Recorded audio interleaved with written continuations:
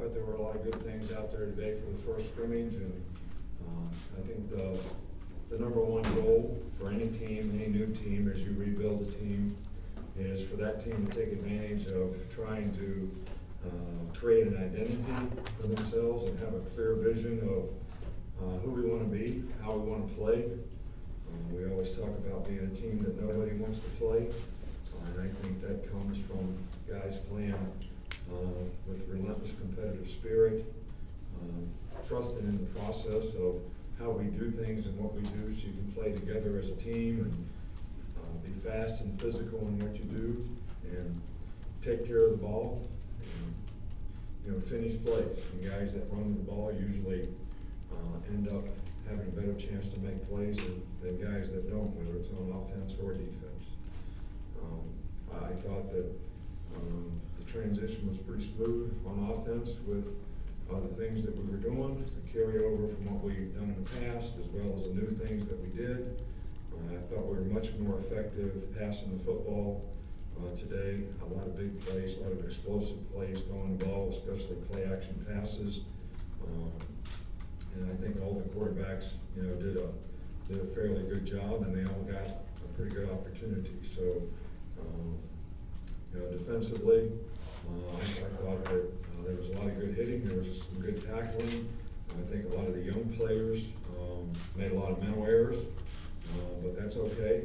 I think that's why we put them out there, and they'll learn from the mistakes that they made, and we'll have an opportunity to get some of those guys better. It's pretty obvious to me that we don't have enough respect for the deep part of the field in the back end, especially past the first team, because we gave up, quite a few explosive plays with, the second and third, secondary when they were in there. So, but all in all, I was really pleased with for the first scrimmage, the way things went. We got a lot of things to work on and a long way to go, but I like the attitude of the players in terms of how they were going about what they were doing, and there's a lot of things that we need to do, and I would say if there's one thing we need to improve on, it's just consistency and performance. A lot of good things, but a lot of things we need to eliminate and get better at. Questions? We'll start over here with Aaron. How do you think Jalen did in terms of, you kind of gave a checklist you wanted to see last week, not floating the box? He completed over 50% of his passes, and I think he had 4 touchdown passes, and so I thought he did a really good job. I don't think we threw any interceptions today, so that was good. And I think he has a good understanding of what we're doing, and did a much better job in the pocket, and did a really good job with play action passes. Come back on this side with Tony. You mentioned the passing game, but what did you see from the running game during practice? Well, I don't think that, I think that that's something that we definitely need to continue to work on. I don't think we got enough movement up front. Look, we're playing against ourselves, so if we really ran the ball good, we would be saying what's wrong with the defense, and if we gave up too many big plays, we'd be saying what was wrong with the defense, and we did give up too many big plays, but it was mostly some of the younger players that did it. But I think we got to do a better job up front, getting movement on people, and finishing plays and finishing runs. Stay over there with Charlie. Just want to ask about Mika Fitzpatrick, if he played at corner or safety, or maybe both today, and how you thought he missed in secondary. Well, he played at safety today. We played him at corner for the first 6 or 7 practices. We moved to safety the last couple practices, and he played at safety today. And Trayvon Diggs played left corner, and Anthony played right corner. We'll stay on that side with Chandler. Following up on that, you kind of mentioned you didn't like how you didn't have respect for the deep part of the field. What specifically went wrong in the secondary there?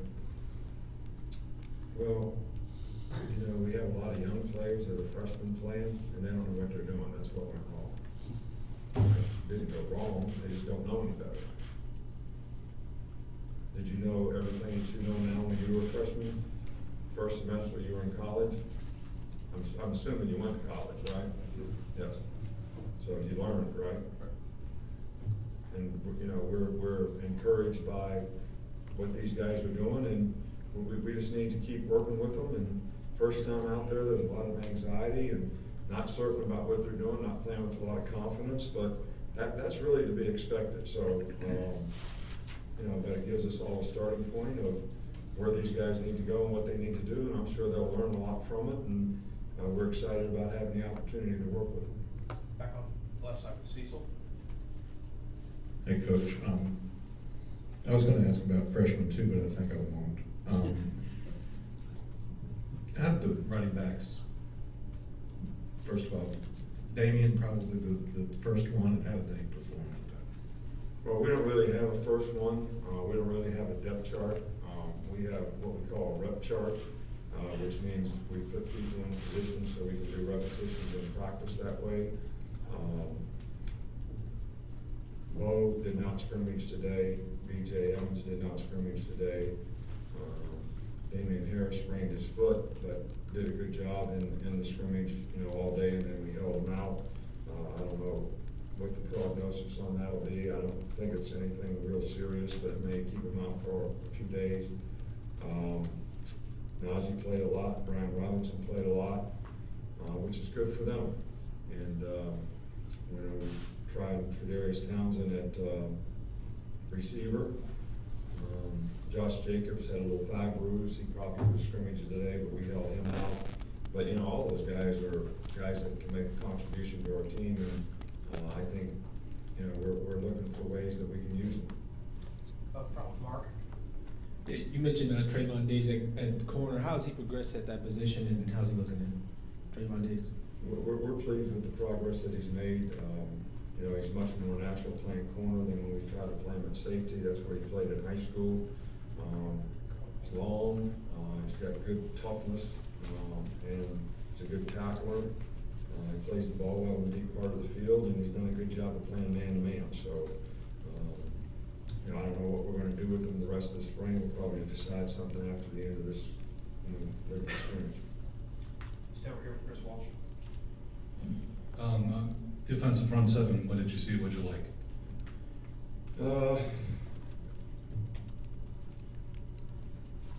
I think we stopped the run okay.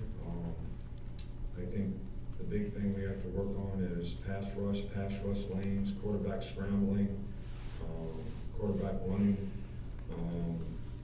Everybody's worried about getting a sack. We need to worry about forcing the quarterback, pushing the pocket in the middle, so he can't step up and throw the ball and can't extend plays, which means the coverage breaks down in the back end and we make big plays. So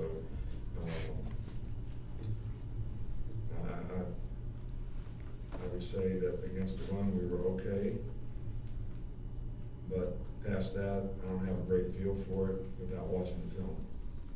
Come back over here with Alex.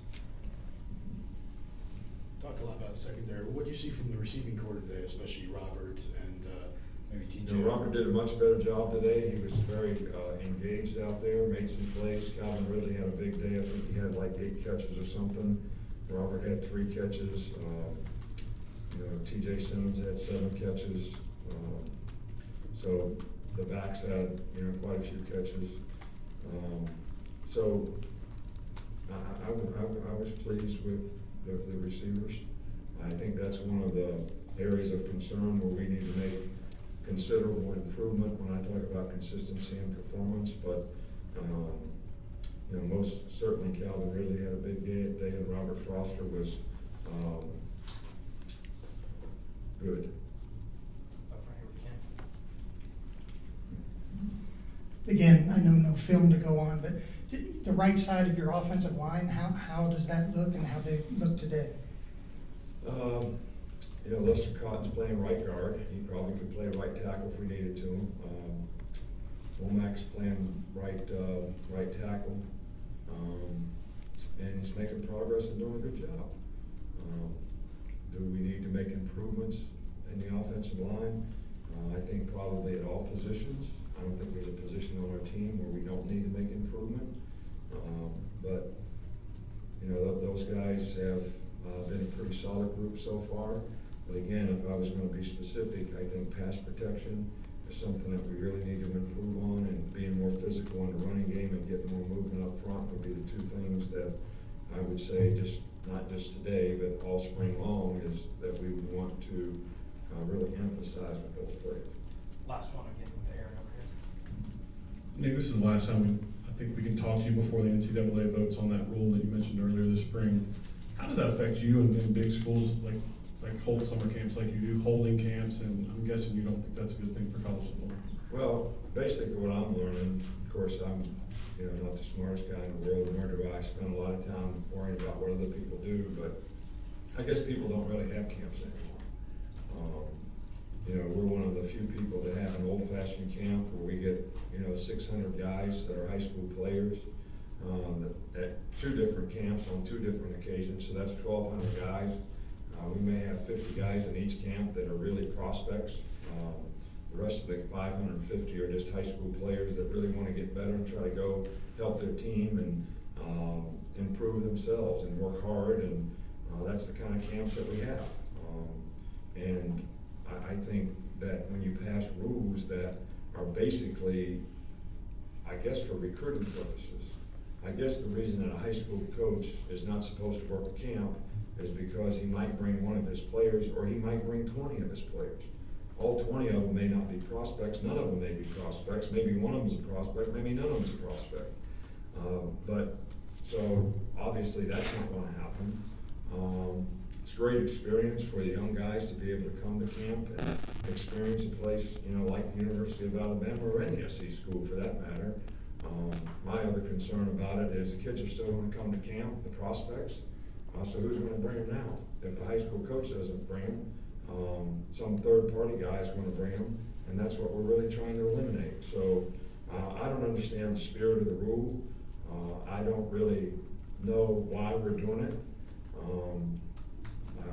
I really don't. I think sometimes we pass rules and don't really understand the consequences, and there's a lot of unintended consequences, and you think you're solving one problem, but really, in reality, you're gonna create 10 more. And I think it's bad for football. I think it's bad for high school coaches. I had a high school coach here the other day, I'm not gonna mention any names, and his son's a prospect, and he used to be a college coach. So now he can never go work at a college, he can never work at camp. They're gonna talk about you can't come and speak at clinics.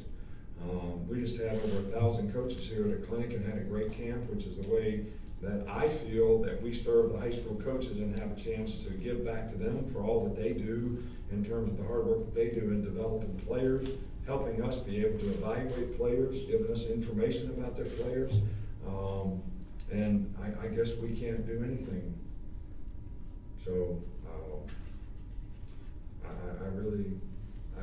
don't get it. I don't understand it. Now, I guess we'll have to try to staff our camps another way. We also have a little kids camp here, certainly not a recruiting camp. There's not even any high school players in it, and we're not even certain that we can have high school coaches work that camp. They may be under the same scrutiny that they have any relationship with the prospect, then they can't work our camp. That's the way I understand it, that's the way our compliance understands it, but I guess we'll figure it out when the rule passes or whatever, but look, I guess I'm just too old-fashioned. If people didn't help me when I was coming up as a coach and visit with me and help me grow and learn as a coach, I would never be in a position that I'm in or have the success that we've been able to have, even when it was just being a position coach. So I guess it's my respect for the profession and the paranoia that everybody has that somebody's doing something because a high school coach comes and works your camp. I think it's pretty ridiculous, but it is what it is. So is that how we're ending this? That's how we're ending this? So, Thank you. nice talking to you.